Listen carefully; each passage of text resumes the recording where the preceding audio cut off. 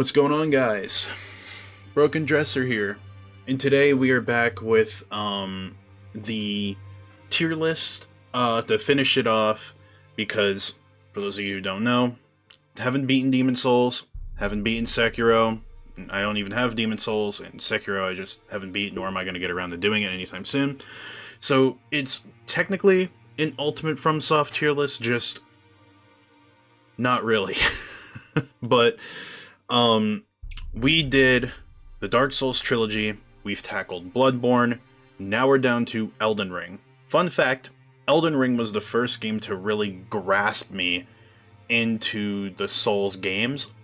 I played DS2 and 3 before Elden Ring, but dropped the games because I couldn't quite get it. Elden Ring, wow, I can't English. Elden Ring was the game that made me understand it finally, and I said, okay, fine. We'll, I like where this is going. So, I said in my Bloodborne video, I think I did in the Dark Souls 3 video, keep in mind, the recording times for when I recorded all of these videos are at sporadically different points, so I don't really remember too much of what I say.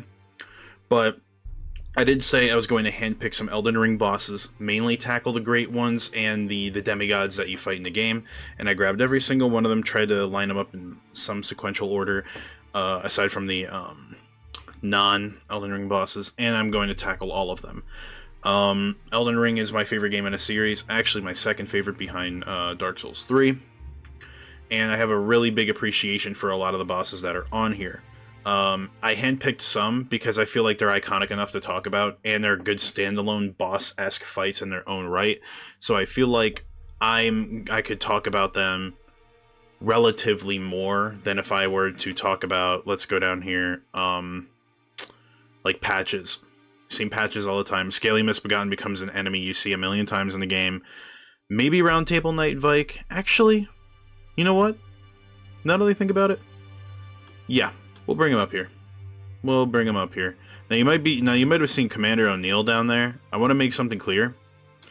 Commander Nile and Commander O'Neill essentially fight the same. They just do some things a little bit different. And unless they're like Margit or Mog the Omen, I don't see myself really just listing two of the same boss over and over again. So whatever I have here is what I feel are worthy of talking about.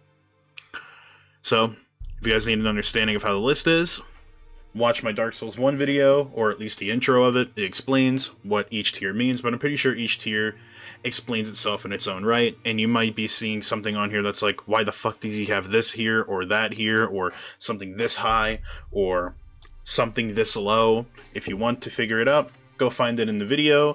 I'll explain it there. If you guys have any questions in the comments section about this tier list, be sure to let me know. And keep in mind, this is all a matter of opinion with a little bit of objectivity to it. If it's, like,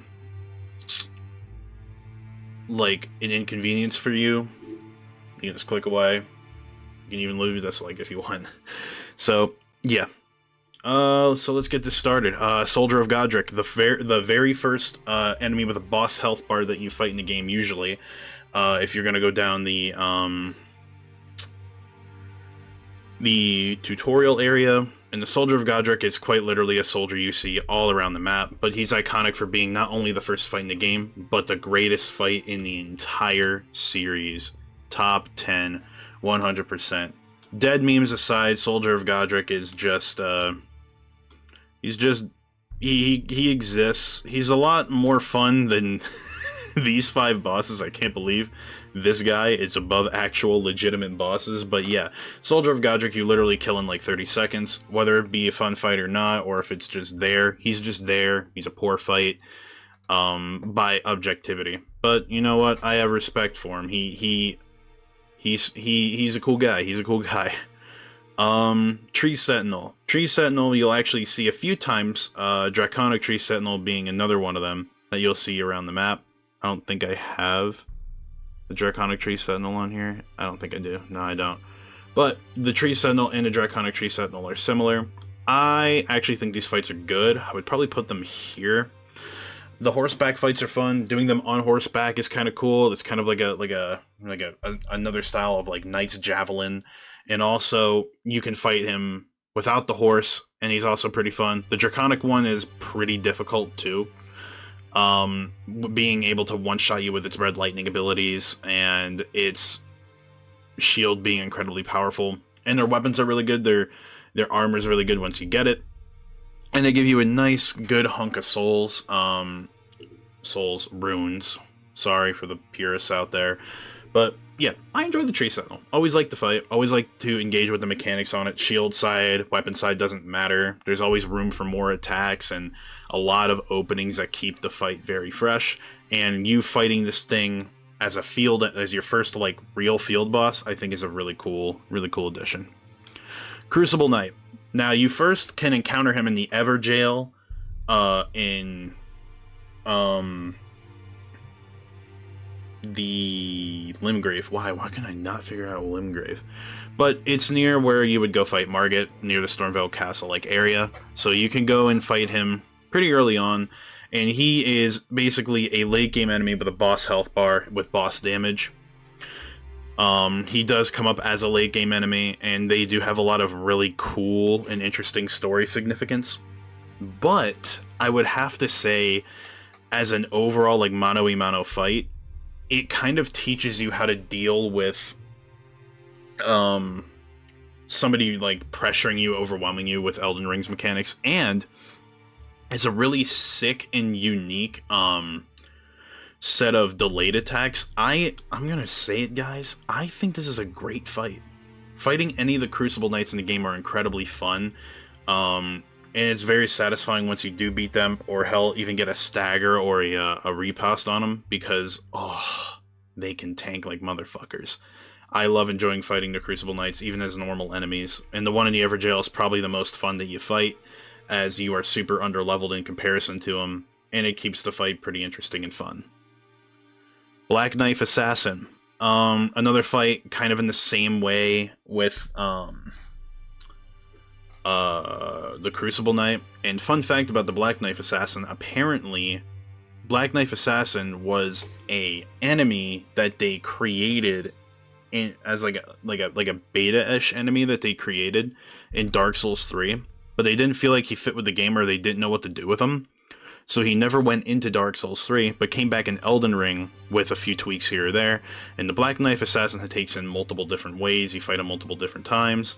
They're basically just normal enemies, but the Black Knives all relatively fight the same, except for a few that like to go invisible and try to backstab you, and you have to look through them through footprints or yada yada yada.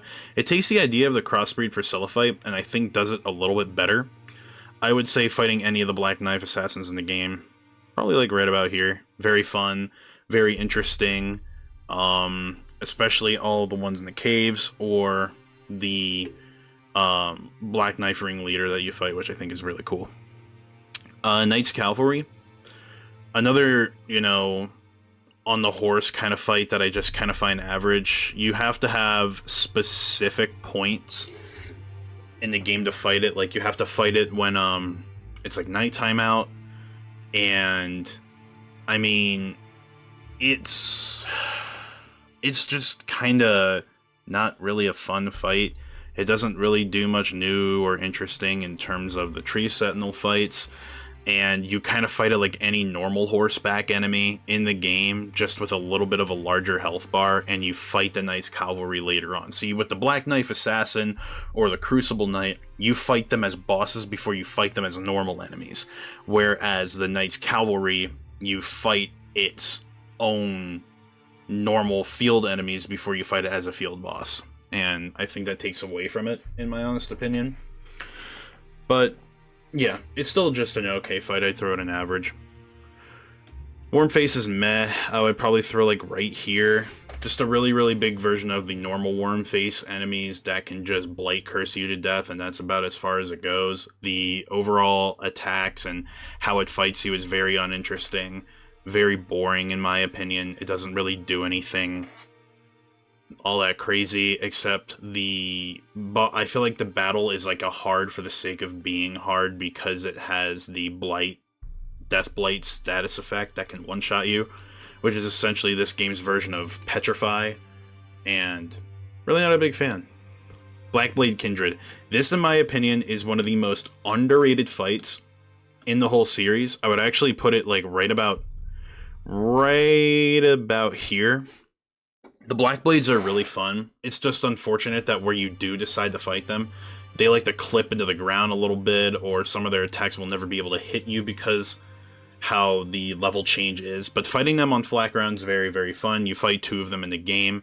You fight one at the Grand Lift of Rold, and then you fight the other one outside of the Beast Clergyman's, Sanctum area in Caelid.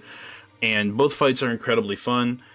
Very engaging, very fair, as a matter of fact. Like, a lot of their attacks are incredibly fair to deal with and dodge, to get out of the way from. Sometimes he likes to jump back a lot, which is a bitch-made move, but aside from that, I really do enjoy the Blackblade Kindred. I think it's a great fight.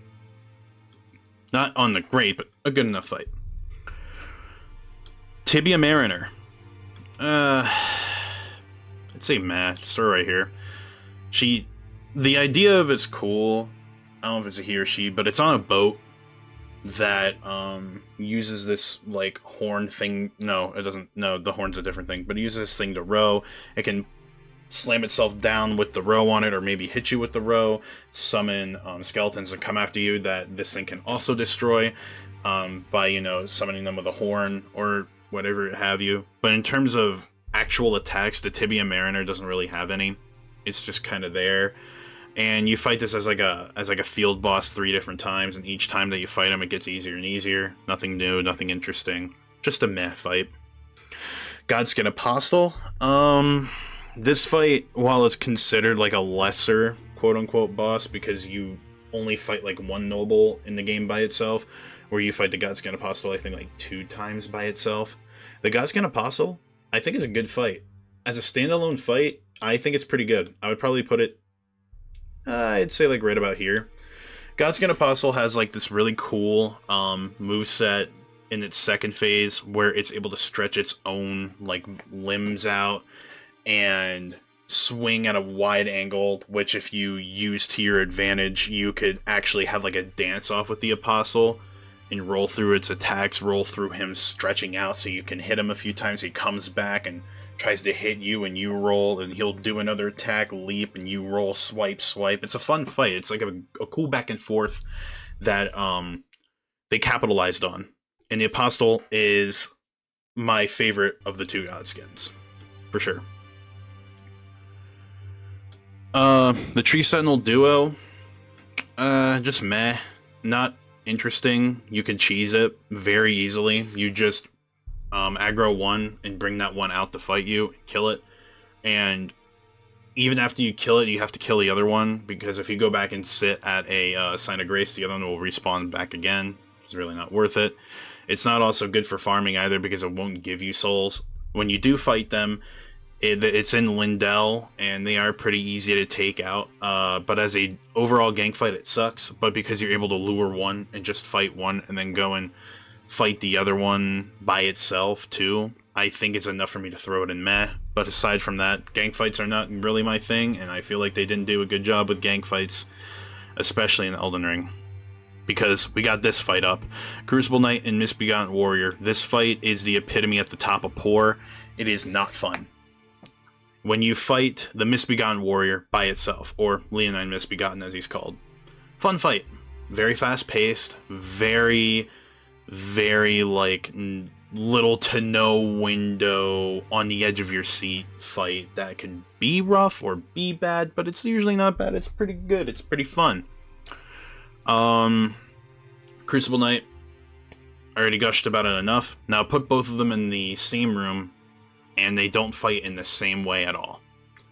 Then you got this, and it sucks. They overlap each other's attacks. One comes in after the Crucible Knight comes in after the Misbegotten Warrior is down to half, and you will get spam fucked to death, and you will almost have little to no time to hit, and you're going to have to hit trade if you want to kill, which means that the game is forcing you to fight the Misbegotten Warrior first, and not maybe, take out the bigger threat, which would be the Crucible Knight first. Unfortunately, they don't really mesh well and in the boss arena that you do fight them in, you still don't get any breathing room if they're on your ass. So you have to basically kill the Misbegotten Warrior like that, or the Crucible Knight will just eat you alive when he comes out. And believe me, just because he's a little bit slower does not mean he will not keep his distance from you. So, can't really fight it. Deathray Bird is very also meh, but at the very bottom of meh. The hit boxes of this boss are really wonky. It likes to jump away from you every time you go in for a hit. Its leap attacks are very, like, lingery, especially the fire attacks. Never a fan. This is also a fight that you fight at night, aside from the Knight's Cavalry, depending on the area that you're in, whether it be Caelid or in the Consecrated Snowfield, I believe you're in when you fight the Deathray Bird. I don't remember. Oh, no, it's outside of Castle Sol, so, yeah. Oh my god, I'm fucking throw the nerd emoji on my face. But yeah, that's where I put it.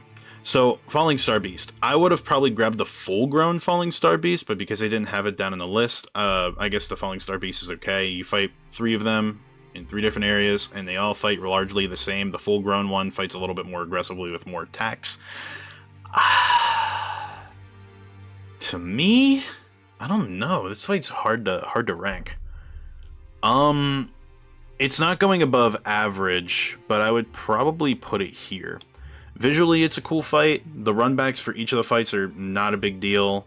It's just very not fun. It's just a giant weird beetle boar enemy that does not give you any room, does not fight you in a fair way, I should say, because a lot of the running attacks or dashing towards you are very wonky hitboxes. The tail's a wonky hitbox, and never gives you like a moment of reprieve, so you kind of just have to fight this boss and hopefully get a stun on them to heal and then kill it. But I do like the lore around them. I think they're very cool. I think the spectacle of each of the fights are great. The design and idea behind the fight has a lot of potential, and I hope that they do something like this with the Falling Star Beast again, but unfortunately, not my cup of tea. Roundtable Knight Vike, winner for arguably some of the best lore in the series, while also being pretty fun to fight. I would actually throw, or not in the series, in Elden Ring, I should say, but also a pretty fun fight to do. I would honestly throw, like, right about here. I enjoy it. The attacks are very fair and very balanced, and he gets on your ass a lot, but if you pick your shots, you can heal pretty well after doing a good selection of damage. Just be careful, Vike will destroy your health. Fun fight, though. Now we're on to the real bosses of the game. Margit. Solid introduction boss, the first real boss of the game, much like the Udex Gundyr of Dark Souls 3. I find this fight particularly to be amazing. Ahead of the Looking Glass Knight. Absolutely love Margit. Very fair, fast. The delayed attacks are perfected. The damage is not like bad at all. The run back is, I mean, you just walk right into the boss fight. It's very fun. But it's also the boss fight that'll tell you, hey, go explore this world before you fight me. And Margit does a good job of gatekeeping people that try to do that. I really do love Margit as a fight, and I hope he does come back with a bang soon. What am I talking about? Comes back with a bang soon. I mean, Morgott, but he does come back with a bang. We'll get to Morgott, but yeah, sorry for the brain fart there. But yeah, no, I absolutely love Margit. A solid fight. They did a really good job giving you a boss to understand very well, and just have fun with it at the same time. Plus, voice acting, phenomenal. Design, phenomenal. Music, some of the best in the series. Love Margit. Leonine Misbegotten. This fight, you can either go and fight Leonine in the Weeping Peninsula, or you could just go and run through Stormvale Castle to fight Godric. But Leonine Misbegotten, I think, is a bottom of good fight. Not a lot of health. The fight is very one note of just Leonine Misbegotten running into your face multiple times. Also shares attacks with the Crucible Knight and takes away some of the originality from it. We'll say though, the boss arena that you do fight Leonine Misbegotten in is pretty cool. And he also has a fantastic sword. Yeah, I'd say it's a good fight. Godric the Grafted. I fucking love this fight. I love this fight. Godric has an awesome music, like OST to him, that is very grand, that is very, I don't know how to word it, very full, and it crescendos perfectly into the second phase, which I think Godric not only has one of the greatest presentations and has some of the greatest character in the game. I think he has also one of the coolest designs, a really cool weapon, and a really cool moveset that is very fair to deal with. You can dodge in any which way you feel like, but Godric also teaches you that he has attacks that you can jump over, and you can punish him for it, which is really, really cool. His second phase has one of the greatest second phase transitions I have ever seen. He stops to cut his arm off, and then the cutscene plays through that, which is cool. And he cuts his arm off and sticks the nub of his arm into this fucking dragon and controls its head and breathes fire on you. His attacks become flammable. He adds a whole new set of moves into his already existing moveset that are very, very natural. They did a fantastic job with this fight. A fantastic, easily, in my opinion, the most underrated fight in the entire series, and in my opinion, one of the best in Elden Ring, and currently, if we look at the list, number 11 of all time. There are two fights that I think are better than Godric, but I absolutely love Godric. Alright. Royal Knight Loretta. This is the phantom one that you fight in order to get to the tower where Ranni sits to do her questline. Yeah, I'd say average. Never really cared for this fight all that much, but I will say I think the visual aspect and the moveset aspect are pretty fun. I feel like it's a good switch up to the normal Tree Sentinel fight. But there is a better version of Loretta, and she will be coming up from the Halig tree. We'll get to her right down here. I see you.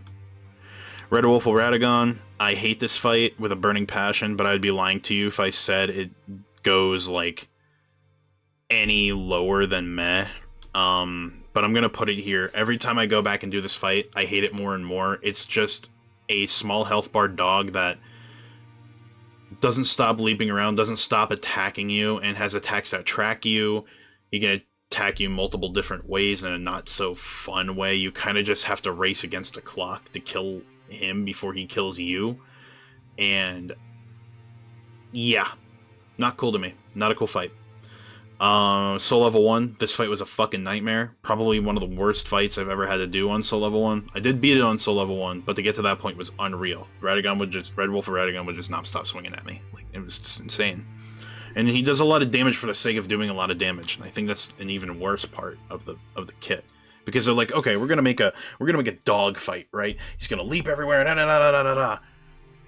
But we're gonna make him squishy, but we're gonna make him hit as hard as fuck, right? It's like they try to do what they did with the Sanctuary Guardian and put it in with the Red Wolf of Radagon, but like missed the bullseye and hit the third ring around it, where it was noticeably worse. You know, Red Wolf of Radagon, meh fight through and through. Renala, top of average. I feel like it's a fight that I could honestly throw into good purely for spectacle and lore alone, but the fight itself was a kind of a drag. The first part of the fight is you just finding 3 mages that are shooting books at you, and holding her up with like this golden thing. You hit her. You hit them 3 times, the bubble around her breaks, and you beat the shit out of her, rinse and repeat. It's like a over-glorified Moonlight Butterfly. In the second phase, you fight her in probably the best arena in the entire series, minus Gale's. And is a lot more of an engaging fight. She hits you with a lot of different spell attacks, and she can summon dragons, she can summon giants, she can summon Blood Knight Darrowwill to fight you, which I think is really cool. And all of those characters and enemies to keep them from, or keep her from being attacked by you, as she is pretty squishy. But once you do get up to her and start just beating the shit out of her, she can't do anything. She kind of just folds, and you can kill her pretty quickly. So kind of a letdown overall in comparison to a lot of the demigod fights, but lore and spectacle, keep her at the top of average. Very cool fight overall. Magma Worm Makar is also a meh fight, but I would probably like throw like here. The moveset isn't all that interesting. It doesn't really do all that much interesting as a boss. His second phase is him standing up and breathing onto his like great sword to put it on fire so it does more damage to you. He has a new set of attacks, but fighting him overall and engaging with his mechanics, and I did this on Soul Level 1 as well, it's not really fun. I never found it to be very fun. It's just me kind of smacking the fuck out of his back, because if I try to fight him up front, he has bad lingering hitboxes. He can hit you with AoEs when you're not even close. Your FPS, no matter where or when you're fighting him, drops significantly, and it can fuck you up. So I don't really like the fight all that much because of that. But still meh. It's not poor or trash, but just meh. Elemer of the Briar, another very underrated fight that I hopefully becomes a classic in the lineup of FromSoft bosses. I would honestly throw like right. Honestly, I would throw like right here. I really like Elemer of the Briar. What's cool about him, not only is his design and, you know, the thing is outside his door, the Stake of America, he has a bunch of attacks that he uses with his sword, where he can throw his sword at you. It could spin, but he's not holding it, and he'll move his hands to have the sword swing at you in different ways. He'll pull it back to him, and he'll charge into you with his shield on his back that can hurt you. It's kind of like a roided up Gundyr fight, but like champion Gundyr fight, but make it a little bit harder, but give him far less health in a not so interesting arena. I wish they kind of did a little bit more with Elemer of the Briar, and hopefully we could fight a harder version or a more spectacle-esque version in the DLC coming out soon, which I can't wait for. But yeah, Elemer of the Briar, very fun fight. Enjoy it very much. Super underrated. If he had more health and had a much better arena, I'd say he would actually be in great somewhere. Mimic Tier. He just kind of exists, but he's like a very inoffensive fight. He just exists, you know. It's a version of yourself that you fight that fights way worse than you. That's it. And you can cheese the fight by de-equipping all your items, and then when he spawns in with nothing, equip all your equipment and just beat the shit out of him. Alright. Dragonkin Soldier of Noxtella. I hate these fights. They're terrible. I don't know if I would put them... Hold on. Let me look through the list real quick and see if there's anything that I would legitimately put in trash.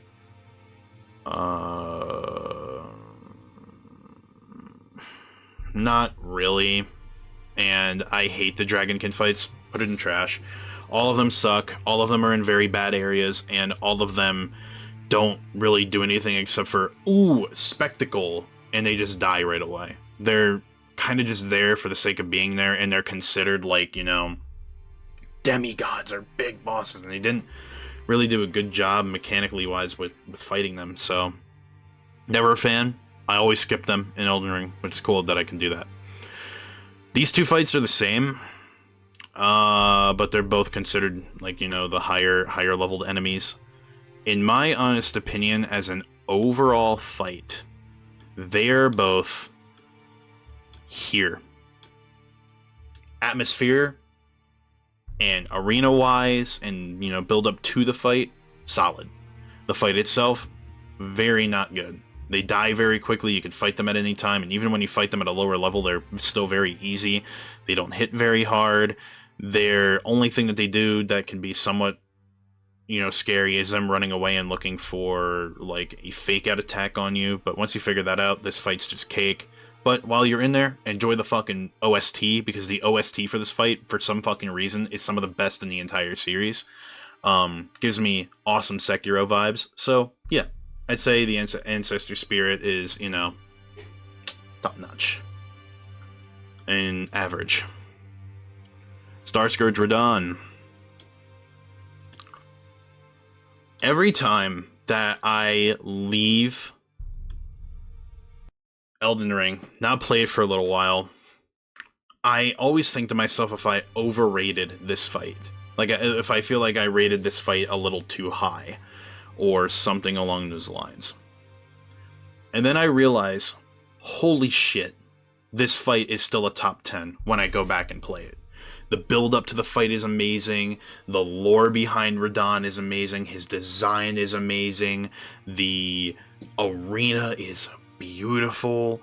And the fight itself is so good. Even when you're fighting him on torrent, when you're fighting him on ground, it's very fair, it's very quick, and you just have to get used to his patterns and learn how to deal with him going, schizo mode on you. Not sicko mode, schizo mode. And you'll have a great time. Also, one of the coolest second phase transitions in the entire series, being able to fly up into the air and crash down on a meteor to try and hit you, and he can just miss you outright, but if he hits you with it, you're dead. It's an instant kill. And my favorite part is going into this fight and being able to summon a whole bunch of other warriors that you met outside of the little waiting room that you're in, that you talk to. You can summon Blade, you can summon Alexander the Jar, you can summon Patches and he'll return to his world, which I think is really funny, and a whole bunch of other warriors that are in the area, and you guys go at him like a raid boss. It is one of the coolest looking things in the world. Like, just summoning all of these people in, and he's, shooting arrows at you or at the enemy team or whatever to try and keep you guys from running at you, and you're just running at him like, yeah, we're gonna kick your ass. Like, it's so cool. It's like when all those shinobi were running after Madara Uchiha, but on a more raw level, and Radahn is Madara Uchiha, and we're the Shinobi Alliance. So yeah, I think that this fight was fantastic. I absolutely love Starscourge Radahn. Alright, Valiant Gargoyles. This fight I don't love so much. I'm actually going to throw... I don't think it's that bad of a fight. I would still throw it in meh. It's very inoffensive in comparison to other gank fights in the game. But I think it's just a meh fight. It's not that interesting. It's gargoyle enemies you've already fought before around different arenas. You can go and fight this boss towards the end game if you want to go to Nokron and get your Mimic Tier, or just chill around there or whatever. But the Valiant Gargoyles, you can just kill pretty quickly if that's the case as well. What makes them annoying is their AoE poison and how the other one will spawn in when you have the other one down to half. It's like fighting, the Belfry or the Bell Gargoyles all over again, but they're roided up with more spammy attacks and not really take turns against you. It's just weird. It's just a very weird fight. I never liked it. Also, the second you summon somebody in, this fight's a cakewalk. Fia's Champions is a poor fight. I would honestly throw right here. You basically fight 3 NPCs, and while their lore is cool, and her lore is cool, you kill them in like 2 hits. The most uneventful 3v1 fucking NPC fight in the entire series. Nothing much to say there. Lich Dragon Fortisax. Now, as you can see, I did not bring up any of the dragons like the Decaying Ezike or Grail or any of those dragons. Here's why. Because they all fight the same. So I decided, why not? I'll just bring up Lich Dragon Fortisax, because it's the coolest one that fights the same, and I still think this fight is just good. It's just good. Presentation-wise, it's cool. Never really cared for the dragon fights, and then you see many versions of Fortisax throughout the other parts of the game, like in Farum Azula, as like normal enemy types. Never been a big fan. Never will be a big fan of them. And I feel like it was just a dragon fight that they threw in there to have more of a spectacle, to make the dragons look a little bit better. Because this game, much like Dark Souls 3, has one amazing dragon boss, and that's about it. Hate this fight. I don't hate it. It's just not that good or that interesting. Astel, visually great fight. As an actual fight, it's very meh. So I would say because of it having its visuals be incredibly high, I'll put it here on average, but you'll never see me go out of my way to kill any of them. Especially when they put one in a fucking cave. Why? But I will say I do like the interesting, like, natural born, like, these void creatures like the Falling Star Beast and Astel, and I want them to expand on it more with other different types of monster-esque fights. I just feel like this fight, very clunky too. Very clunky fight. You can get caught into attacks that you weren't even near, and some of the attacks you can't really gauge or understand, and you just gotta pray to God and hope for the best. Aside from that, just find the fight to be average. Noble is the worst version of the other Godskin fight, but I would honestly put it right next to Godskin Apostle, because I feel like the only issue that Noble has is his roly-poly-oly attack. Aside from that, he's a very interesting and different fight in comparison to the normal Godskin Apostle. I still think he's pretty fun, and the fight that you do fight him in Volcano Manor is pretty cool as well. It's a good solid fight. Good solid fight. Rykard. Awesome. Awesome fight. I would throw it in great. I would probably put it like right about here. Top of great. Cool. Awesome voice acting. Awesome lore. Awesome boss arena. Great way to engage with the mechanics. I feel like as an overall fight, I prefer Yorm, because Yorm is a little bit more engaging with the player in terms of Rykard, and I like that more. But Rykard beats Yorm in every other category, enough for me to throw Rykard at the top of great. Awesome fight. Solid fight. Together we'll devour the gods. Oh man, I just love it. Also, he has one of the best weapons in the game, the Blasphemous Blade, I'm pretty sure it's called. Solid weapon. Godfrey. The Phantom version of Horaloo and Godfrey, the first Elden Lord, and this fight's amazing. We'll throw it at the we'll throw it right here. I like Godfrey. It's first phase Godfrey, just a little bit slower, so it's kind of like a nice dance back and forth. And if you're not going in with that strong of a weapon, you have kind of a blast just fighting him, beating him up, or him beating you up, and it's like a fair, one-on-one dichotomy. But we have the real fight coming up soon. And that one, you wait. I love Godfrey. It's a solid, probably the best Phantom fight in the game in my honest opinion. So, high opinion on him. Very, very cool. Morgott. Morgott I like, but I feel him to be a little bit overly spammy with a smaller health bar. I feel like what they did with Margit was they perfected the fight. And in this fight, they're like, we have to make it harder somehow, but not hard enough for the player to not, to engage with it on a significantly lesser amount, which I'm not really a big fan of. I think this fight is right here. Presentation-wise, Morgott's cool. Second phase, transition-wise, very cool. Very cool moveset. Very cool blade that he releases onto you. But I always found him to be super, super easy, and usually I don't really factor difficulty in terms of, games like Elden Ring, but I expected a little bit more. I feel like I got a little bit underwhelmed, but nevertheless, every time I went back to go fight Morgott, he was a great fight. So, no complaints from me, aside from that. Commander Nile. The fight with Commander Nile itself is good, but because of those two summons he becomes like a roided up version of the Capper Demon, where those two summons will just spam fuck you, just get close to you for no reason. Not really a cool fight, in my opinion. I'd probably put Commander Nile here. As a standalone fight, he's okay. He only has, really 4 moves, and a lot of it's just him AoE baiting, and you just take the damage. You can't jump or roll through it, which I don't think is very fair to the player. Still, at the end of the day, he's an average. He's not anything bad. He's not a fight that I don't think is terrible. Or he's not a fight that I do think is terrible, and I could bear doing the fight, especially if it means if I get to go to the Hallig Tree, or Mog's, like, area. I forgot the name of it. But yeah, cool. Getting towards the wire. Fire Giant.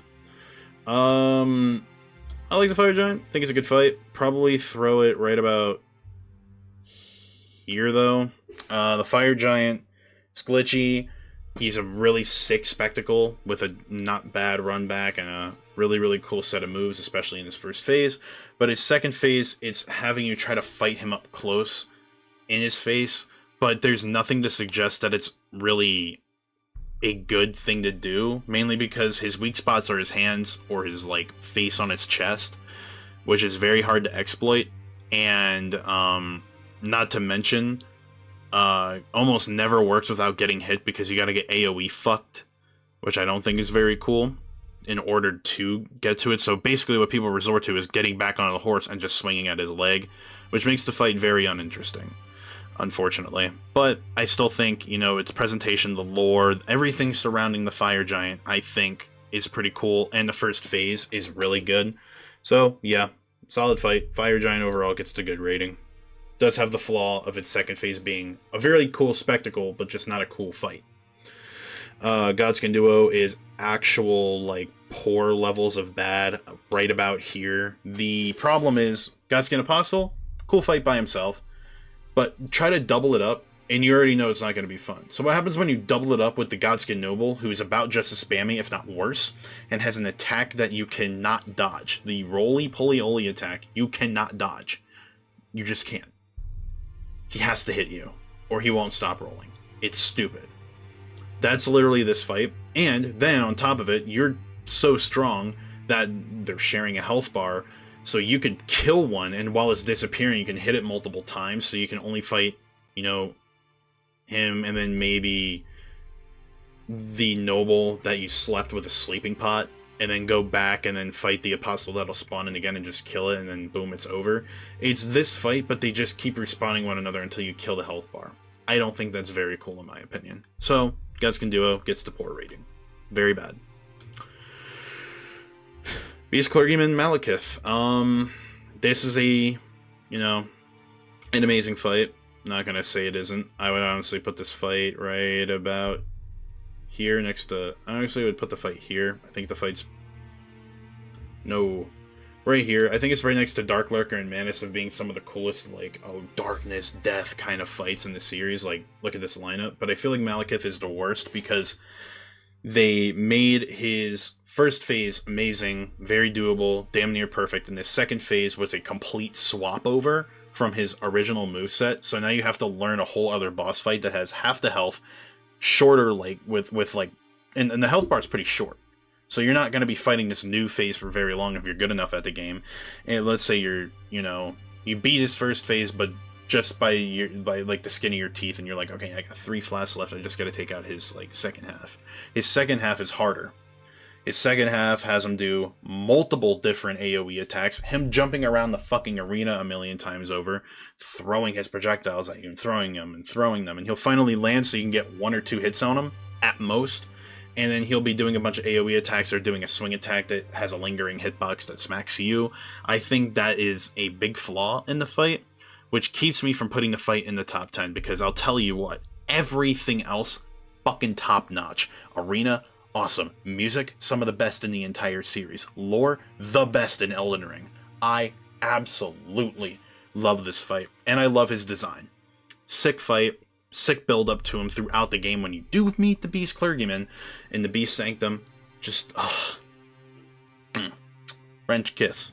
Just too bad the first and second phase are not similar enough to be, like, you know, something different. But there is this YouTuber that he did a video of ranking his Eldenborn bosses. His name was Vosh. He had a really cool idea where when you have Beast Clergyman, you get Beast Clergyman, I think he said down to half, and the floor of the arena that you're fighting in will fall through. And you and Beast Clergyman will be down there, but you sit at a Sign of Grace. You get up from the Sign of Grace, and then you go and fight Malekith, and he comes back with full health as this new boss. So when you die, you spawn back onto that rune to fight Malekith instead of fighting the Beast Clergyman. I think that's a solid idea, Vosh. But yeah, still an amazing fight though, regardless. Sir Gideonofnir, the all-knowing, the all-average, spams different, magical attacks that come from different bosses, depending on how many you have beaten up to this point before fighting him in the game. And there's either two outcomes. You get spam fucked 30 times over and just die those 30 times over, or you go up to him and kill him in like 4 hits. Not very interesting, not very intuitive. He just dies, which I don't think is very cool. Gideonofnir, average. Horaloo, Godfrey, the second best fight in the entire series. Let me explain. Godfrey has amazing lore. He is the first Elden Lord, and was a full-blown Chad. All of his power came from his raw strength, him, ripping from the core of the earth, doing all of these multiple tremble attacks that you deal with in his first phase. His first phase, arguably, is the best fight in the series. It is a dance between two, one becoming the Elden Lord, which will be you, and the one that already was. But he views you as his obstacle to keep. So now you two are fighting for something big, ambitious, and different. Not only does the fight itself imply that, but the music in the fight implies that. The walk up to him is very cool. Him just slowly walking up to you with Sarash on his back, and him holding this axe. And you both are just clanging and banging against each other. And you roll away from him, and he does a slide attack, slams his foot down to launch a tremble attack at you. It is such a cool fight, and once you understand and master his movements, it is a fun dance. It's like Dancer of the Boreal Valley on crack. But that's not even the best part. The best part is his second phase, when he rips Sarash off of his back, and that armor and that axe that he had are gone. Whatever was keeping him in line, because they wanted him to act more godlike, more noble, instead of being like this savage that he once was, is all gone now. He is shirtless, he's mad, he's in Giga Chad mode, and he wants to kick your ass. So he has a very cool sequence where he goes into this squash and stretch animation, where his body slows down and then speeds up and then comes to you to throw you up in the air and slam you down, doing different wrestling moves, power bombs, or just throwing you in the air to smack you down or kick you or yell. And then we'll do these awesome slam down attacks that you can jump over or even roll if you're good enough, which I think is really cool. And they did a fantastic job making sure that you knew that you were getting into a fight of your fucking life against somebody that was very, very important and integral to the story. And absolutely awesome. It's like the most anime fight in the game. Super, super cool. Super, super sick fight. The only reason why that I would never put this fight at number 1 is because he shares the same arena with Morgott, which I feel like he should deserve his own. Like you fight him in a Coliseum or something. Or, better yet, give him a little bit of a bigger health bar. Because when you get to his second phase, he kind of becomes a bitch, so you can kill him pretty quickly. But they do compensate it in a fair enough way for the boss fight to feel still very hard while having that small health bar left. I don't know. Love Godfrey. Second best fight in the series, and if you've counted, 1, 2, 3, 4, 5, 6, 7, 8, 9, 10. That's my top 10. So no other bosses are going to be going up here. So the rest of the bosses are going to be trash or top 10 worthy. So let's get through it. Sorry if I'm jumping around a lot. My brain's in 30 different areas. Radagon and the Elden Beast. Now I really wish that they separated these fights, because these two fights are so not alike and are not the same that it's kind of bullshit that you have to do both. Radagon and the Elden Beast, unfortunately, is just a good fight. Here's the problem. Elden Beast and the Radagon do not fight the same. Radagon is a great fight. Elden Beast is average at best. Elden Beast has a very, very like cool look. It's obviously some of the best lore in the series, and has a very sick arena with really cool music, with a lot of cool spectacle-esque attacks.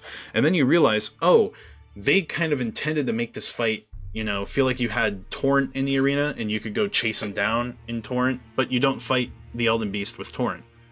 So he just runs away from you a million times over and shoots a bunch of shit at you.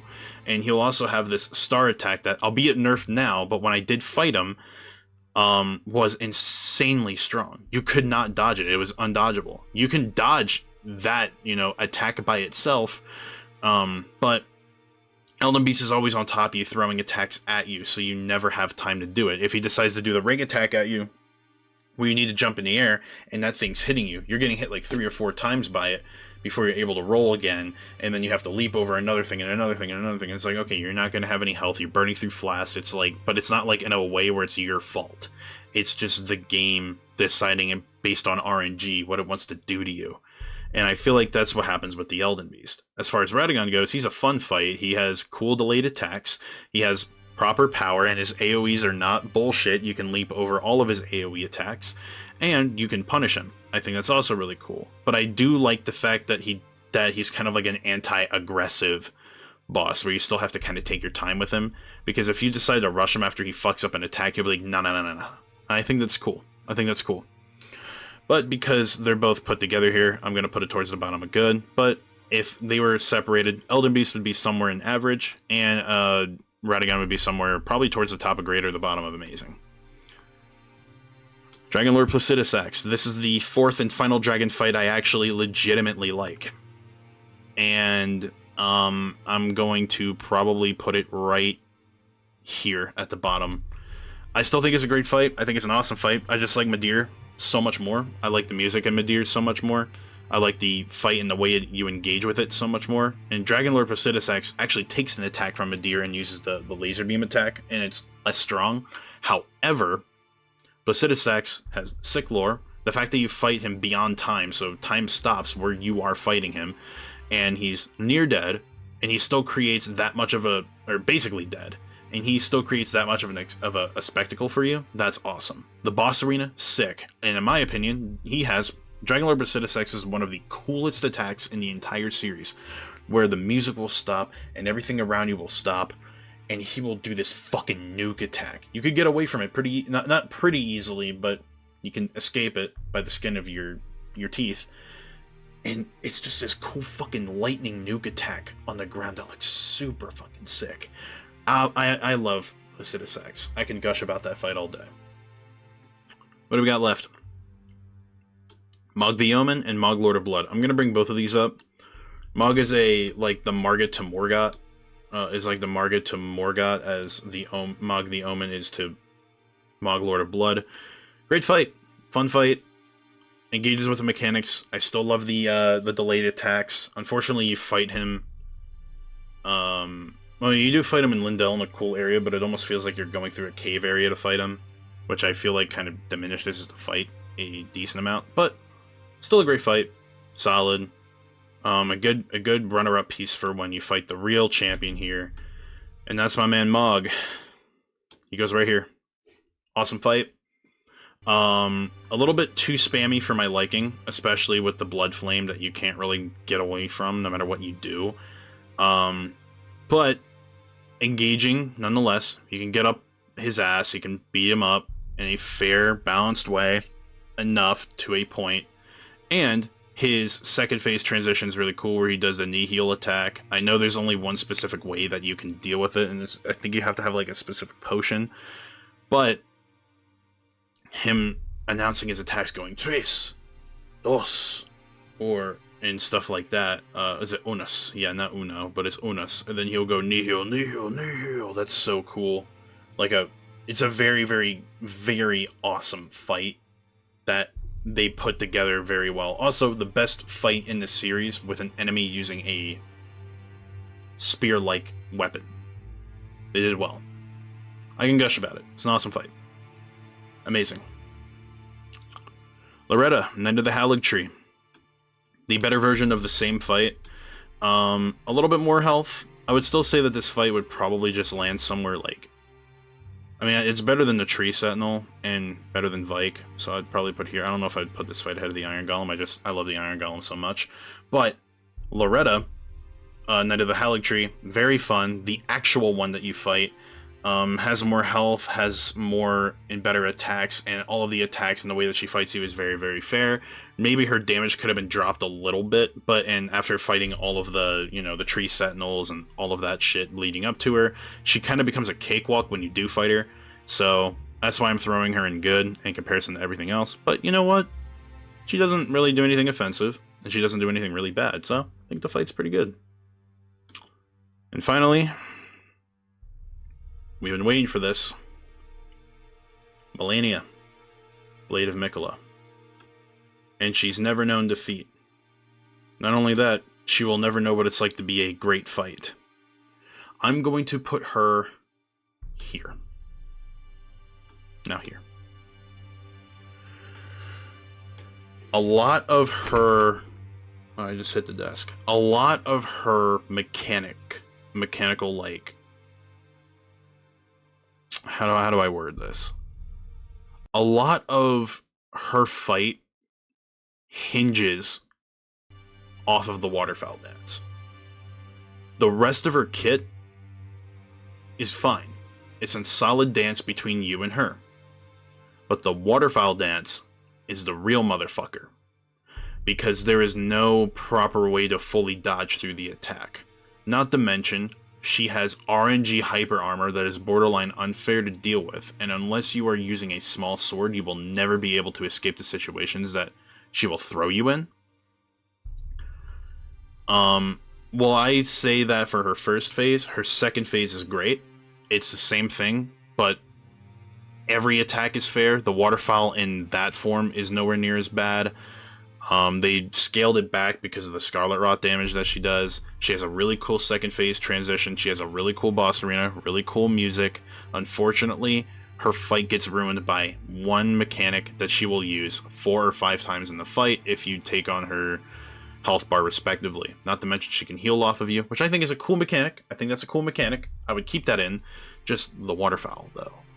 Because if you hold up a shield to block it, she still siphons off of you. So it's like, oh, well... cool, now I can't just block it to save my own ass. I have to, you know, roll through it, and it doesn't allow me to roll through it, so I have to take hits from it. Oh, so she's gonna heal off me anyways, so what the fuck's the point? Now you see the problem there. Like, that is a bit of an issue for Malenia, but as an overall fight, I don't mind doing it. I think it's a fun fight. I also think it's fun pancaking her to death with big greatswords. And sick lore, everything in between. Just cool fight. But only at the top of good for me. And yeah, that's the Elden Ring list. So, we got the absolute worst 2, we're at authority, bed of chaos. You see what we have in trash, you see what we have in poor, we see what we have in meh, average, good, great, amazing, top 10. And I do want to reiterate this point.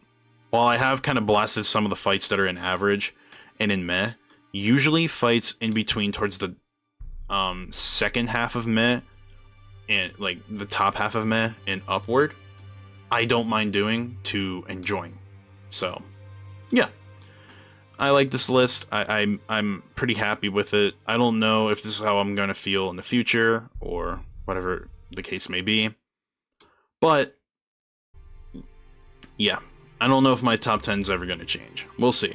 Champion Gundyr is probably the most susceptible on this whole list to change. And, you know, the runner-ups are Suralone, Nameless King, and Godric the Grafted, so, yeah, good luck. But, yeah, and Burn Ivory King, too, and Ludwig. Whew.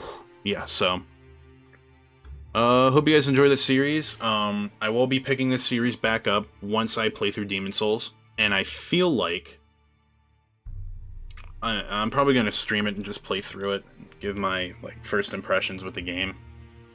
So we'll see. If you guys are interested in something like that, leave a like, leave a comment letting me know that you want me to do that in the comment section below, and I'll try to make it happen. So I hope you guys enjoy the video. Hope you guys enjoy the series. Will I be tackling Dark Souls related stuff as time goes on? We'll see, I guess. But as my channel suggests, I'm also a big horror game fan, so you might be seeing walkthroughs or playthroughs or me discussing and talking about horror games a lot, so hopefully you guys stick around for that, and hopefully you guys, enjoy the content that I make out of it. But yeah, I appreciate you guys being here. I appreciate,